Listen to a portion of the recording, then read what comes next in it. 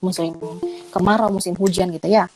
Tapi di luar negeri, flu yang kita anggap influenza sehari-hari itu tuh adalah hal penting buat mereka karena mengancam nyawa. Kenapa? Karena si virus flu itu akan terus berkembang, bermutasi, sehingga di luar negeri itu setiap kali ada musim flu, mereka akan melakukan pemeriksaan strain virus namanya. Mereka akan lihat, temukan lagi virus-virus strain mutasi yang baru. Mereka akan ciptakan vaksin yang baru untuk persiapan mereka menghadapi fase flu tahun depannya. Nah, kenapa saya bahas flu? Karena ini mirip dengan COVID. Penyebabnya juga adalah virus. Nah, virus itu tidak usah, maksudnya gini, sangat bisa diprediksi bahwa dia akan bermutasi. Karena virus memang begitu habitatnya dari zaman dahulu kala. Jadi sebetulnya adanya varian baru yang kita dengar, mutasi virus, alfa, beta, gamma, delta, seperti itu tuh sebetulnya sudah adalah hal yang sudah diprediksi dari awal oleh dokter, oleh peneliti. Nah, masalahnya adalah begini, virus ini pintar, dia bermutasi untuk mempertahankan dirinya. Kita juga harus pintar untuk bisa melawan virusnya. Nah, kalau sekarang kita lagi apa istilahnya, heboh ya, ramai pemberitaan tentang varian Delta, varian India, percayalah, tidak akan berhenti di situ saja. Di masa yang akan datang akan ada varian-varian baru. Jadi, yang perlu saya tekankan di sini adalah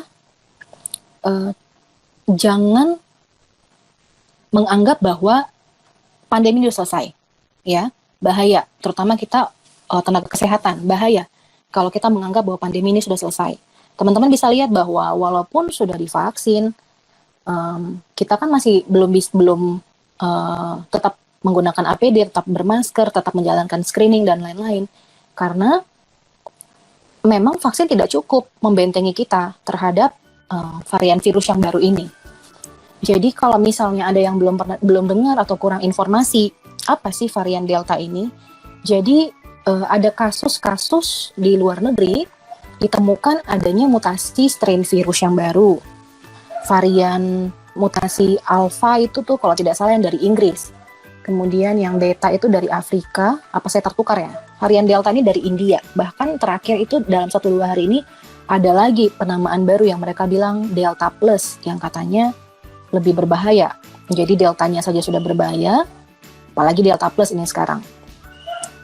Nah, kenapa varian Delta ini dibandingkan dengan varian-varian yang lain lebih ditakuti dalam tanda kutip adalah karena laporan dari India, dari asalnya di sana menunjukkan bahwa dia itu bisa menyebar dengan jauh lebih cepat, berkali-kali lipat daripada varian COVID yang klasik, yang lama. Kemudian ada laporan yang menunjukkan bahwa varian ini juga jauh lebih berat manifestasi gejala kliniknya. Sehingga ini mengkhawatirkan.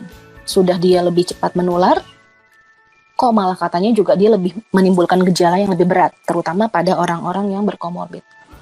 Dan ternyata vaksin, India itu salah satu negara yang vaksinnya itu cepat sekali selesai. Bahkan sebelum ada varian Delta ini, mereka berani mengklaim bahwa mereka punya kekebalan nasional itu tuh sudah bagus. Kalau kita tahu istilahnya adalah herd immunity. Tetapi ya itu ya, memang manusia nggak bisa sombong. Jadi tidak bisa hanya karena sudah berbangga hati, sudah vaksin, sudah tercapai kekebalan tubuh yang secara nasional istilahnya. Tapi namanya virus, dia akan selalu berusaha untuk mencari cara untuk mempertahankan dirinya. Ya, jadi kalau kita dengar berita, di beberapa kota di Indonesia ini sudah ditemukan adanya varian-varian mutasi virus, termasuk yang virus Delta ini. Apakah di Papua sudah ditemukan? Sejauh ini yang terakhir saya ikut pertemuan dengan Dr. Leo di Grand Tembaga, pernyataan dari Kepala Dinas Kesehatan Provinsi belum ada. Tetapi jangan senang, karena kalau memang belum ditemukan, Pertanyaannya adalah apakah memang sudah dilakukan pemeriksaan yang masif sehingga tidak ketemu kasusnya, kan itu. Karena untuk menentukan ini varian apa sih sebenarnya, varian Delta atau bukan, itu tuh harus melalui pemeriksaan khusus yang namanya genome sequencing. Jadi sesudah sampel swab PCR itu dilakukan, akan dilihat nih apakah strainnya tuh mengarah ke strain Delta tadi. Dan itu bukan pekerjaan yang mudah, dan tidak semua tempat di Indonesia tuh bisa melakukan itu. Sehingga masih banyak sampel-sampel yang katanya waiting list untuk dilihat. Namanya pemeriksaan genome sequencing. Jadi, yang saya pengen tekankan di sini adalah benar kita bersiap untuk persiapan jangan sampai nanti ada gelombang berikutnya karena varian Delta ini. Tetapi saya mau kita pahami bahwa suka atau tidak suka, pandemi ini masih lama berjalan. Mau kita bosan, mau kita capek, mau kita jenuh, mau kita marah, tidak bisa merubah keadaan bahwa memang pandeminya belum selesai. Oke? Jadi, saya mau teman-teman yang di Rumah Sakit Kasih Herlina, kita semua sama-sama teredukasi, ya. Jangan sampai lebih gampang dengar bicara orang awam, jangan hanya dengar berita-berita yang mungkin banyak hoaxnya di media sosial, tapi harus tahu yang benar, gitu ya. Harus tahu yang benar bahwa ini pandemi belum selesai, sehingga konsekuensinya adalah protokol kesehatan juga tidak boleh dilepaskan. Oke? Nah, berbicara tentang ini, nanti kita juga akan, mungkin saya kemarin sudah sempat minta ya, teman-teman yang penanggung jawab vaksin itu untuk mendata apakah masih ada karyawan kita yang belum divaksinasi. Kalau misalnya masih ada, tolong di-list dan saya pengen tahu alasannya apa. Apakah memang ada penyulit atau ada kontraindikasi sehingga dilakukan itu. Saya minta tolong didata dulu, nanti bisa dikasih ke saya datanya apa. Nanti mungkin kita komunikasikan personal aja, masalahnya apa, kenapa tidak divaksin. Karena berdasarkan pertemuan Forkom ID yang kemarin ya, mungkin teman-teman dokter yang di sini tuh sudah ikut juga, tegas dikatakan bahwa untuk saat ini semua tenaga kesehatan harus divaksin. Ya, karena itu salah satu proteksi yang paling bisa kita lakukan untuk sekarang. Harus divaksin. Karena terakhir POGI bahkan untuk ibu hamil pun sudah diizinkan untuk divaksin gitu. Sehingga seharusnya tidak ada alasan yang mendasar kecuali benar-benar ada kontraindikasi mutlak sehingga vaksin tidak dilakukan. Jadi poinnya itu ya, minta tolong teman-teman yang bagian vaksin didata apakah semua karyawan kita sudah divaksin, kemudian siapa saja yang belum divaksin, alasannya apa belum divaksin, disampaikan. Mumpung sekarang tuh tempat vaksin di mana-mana bisa, jadi kita bisa selipkan. Oke? Kemudian saya mau mengingatkan kembali bahwa protokol kesehatan dimanapun, terutama di tempat bekerja kita, harus tetap dipegang teguh. Cuci tangan sesuai dengan momennya, sesuai indikasinya, memakai masker sesuai dengan kebutuhannya, kemudian tetap menjaga jarak. Menjaga jarak ini dua, menjaga jarak dengan pasien, menjaga jarak dengan teman kerja.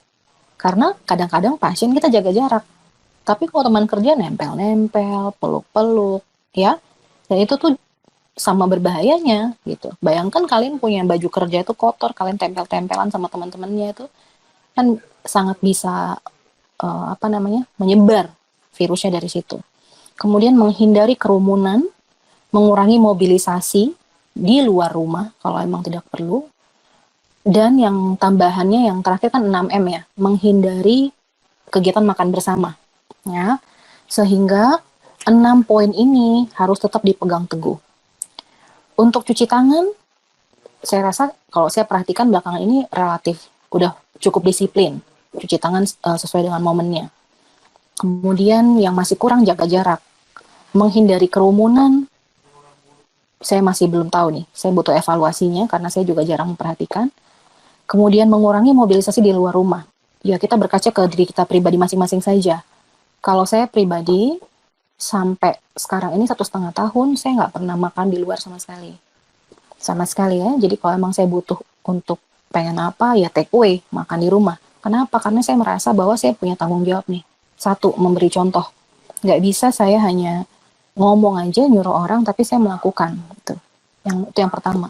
Yang kedua, saya tahu diri bahwa saya ini berkomorbid sehingga saya nggak mau coba-coba.